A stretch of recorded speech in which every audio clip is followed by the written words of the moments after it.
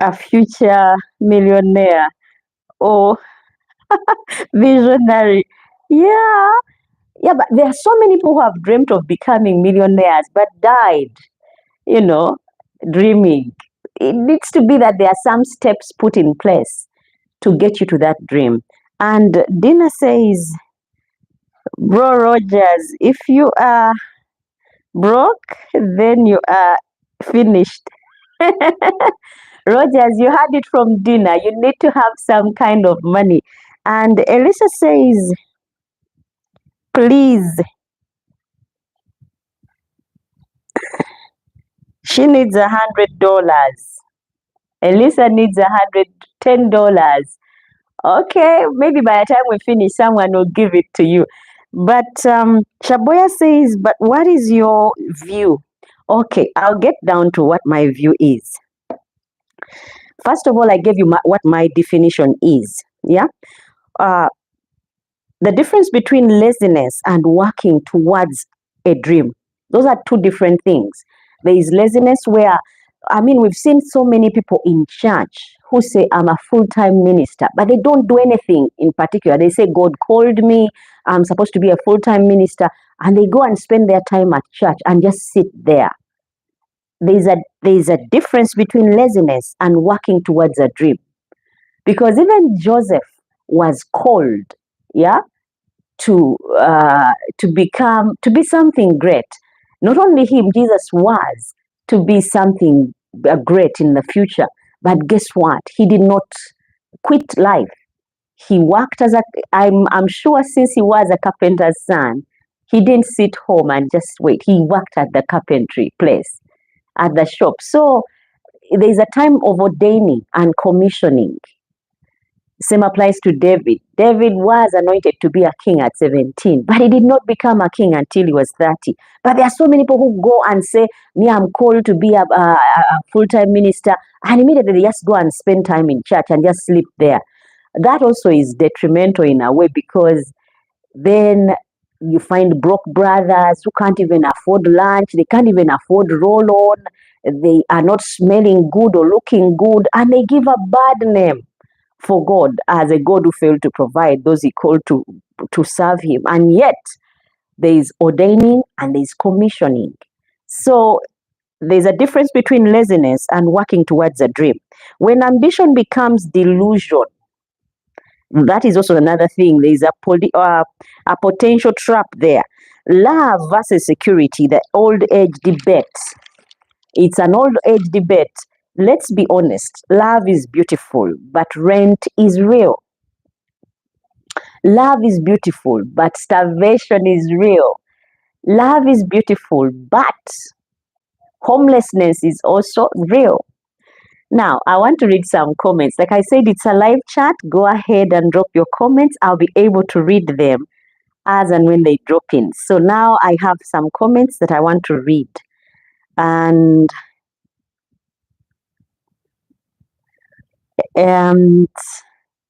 Shaboya says, no. Elisa says, yes or not.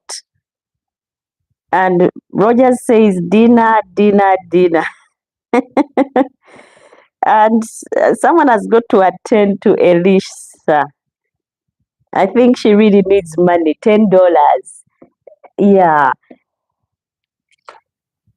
Elisa, you need to hang in there. Stay on. Maybe by the end of the podcast, someone would give you the $10. But we need to hear your opinion on the topic. Can you love someone who is broke? Yeah, Elisa, can you love someone who is broke but ambitious? That is the topic of discussion. If you hang in there, maybe someone who is interested in someone who is broke could go for you and you could have some bit of arrangement. Do people stay for love or live for stability? Shaboya says, Lydian says, Elisa, you are on the right. Let me read what Lydian has just said. Lydian says, Elisa, you are in the right chat. I think she is.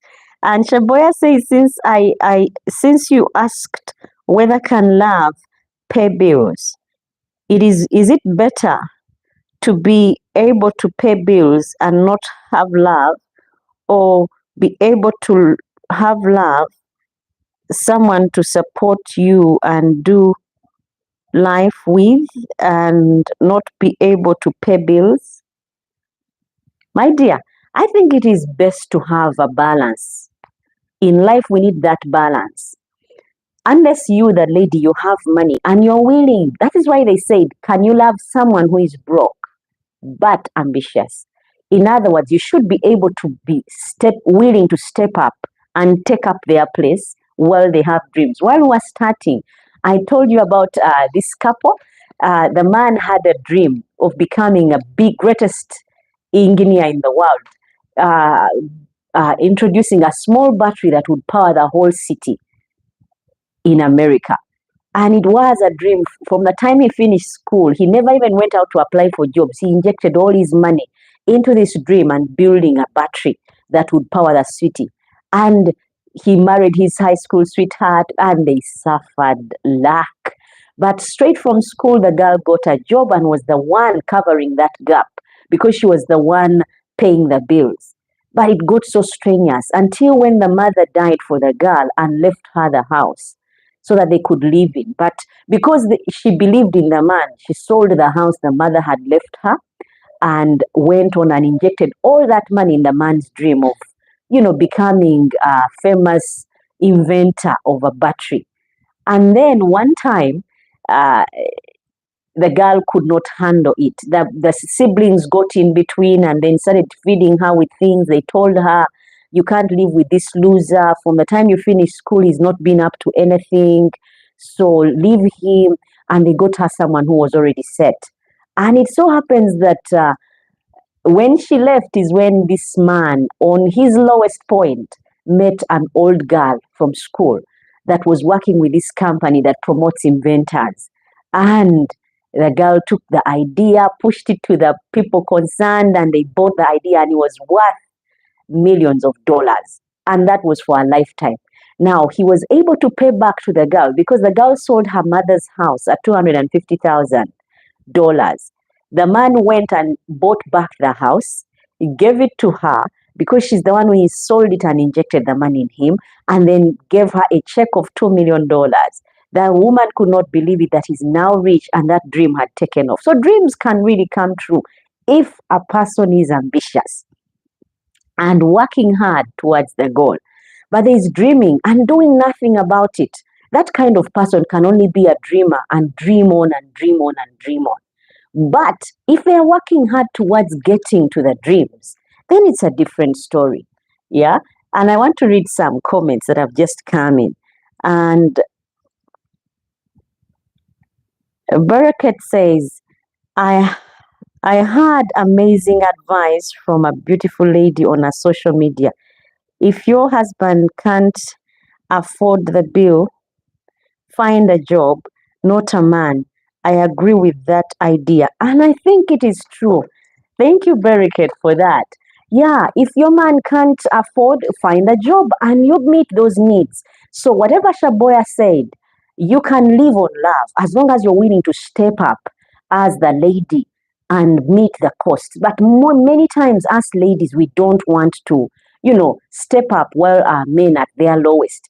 If we can step up and believe in them and feed on love, then as our men are working towards their dreams, or as the women are working towards their dreams, so like you marry a girl who went to school but is not working, and she's believing in one day she will become, she will own a big hotel. If you believe in her and she's not working at the moment, go ahead, work and meet those bills until she can achieve her dream, or you help her get to that. So I think what Barakat has said is so true. And Elisa says, English and no idea. Oh, she just wants $10. She just doesn't know English. And Lillian says, Elisa, we need constructive contribution of your ideas to the live stream. Yeah, thank you so much on that one, Lillian. Otherwise, guys, can you marry someone who is broke? but ambitious. That is the topic that we are handling right now. And like I said, this lady dropped this man when he was at his lowest because she couldn't wait any longer for the man to make it and become this big person that he was hoping to be. But later, guys, the man made it, and she came back claiming that it's all hers. It was meant to be hers. But remember, while it was at its climax, she jumped out. So yeah, you can believe in someone as long as you're willing to step in the gap. That is what we are talking about. Can you love someone who is broke but ambitious? Yeah. Do people stay for love or live for stability? We need to hear that one also. Can you build together, or does someone always get tired? Because along the way, people get tired and they just get out of the relationship, a good thing that could have taken off because they couldn't wait. I believe and agree with Bereket.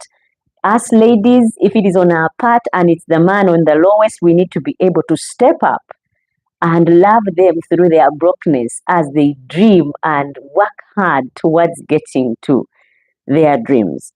And TJ says being ambitious doesn't mean just dreaming. It shows that they love a promising future. They have a promising future. And TJ says because they are willing to chase their dreams until they achieve it. Yeah, as long as they are chasing and working to, there is someone who can chase, but they are lazy. I gave you an example of what we call clipboard brothers in church. There are so many who say, have been called by God to full-time ministry. And then you're like, what exactly are you calling full-time ministry? And they are saying to just be in church. Yeah. Now, just being in church is not full-time ministry. There is a time for ordaining and a time for commissioning where God sets you out to go and do that which he has told you to do. So if it has not yet happened, you need to really be out there working while you wait. Even David was anointed at 17, but started preaching, started being king at 30. So there is that training time as well. Now, there's a message that came in from Melissa Lillian, please, $10. And TJ says, so if they are okay, then they aren't ambitious. If they are lazy, then they aren't ambitious. Until like I said, there's a thin line between laziness and ambition. Some of them live in their heads and end up dying, having driven those cars in their dreams, lived in those beautiful houses in only their dreams, not in reality. But if you can love someone like that is broke but ambitious, that is a topic I want to hear from. And TJ says, if they are lazy, then they aren't ambitious. I know they are not ambitious. Okay, I hope I've not missed a comment there. And the other thing is, what's the emotional cost of being a supportive partner? What is that emotional cost of being a supportive partner? There is that cost. We've got to be willing to step out of our comfort zone because dynamics are changed when someone is broke. Whether it's a girl or it's a man, whether it's the man or the woman, the dynamics are changed. Because if you would have a dream of meeting someone and the two of you meet together, you pay the rent, I pay the bills, buy the food, I pay for transport, you pay for lighting, I pay for water, the dynamics are changed if your partner is broke. So there comes that thing or that question, what's the emotional cost of being a supportive partner? Yeah.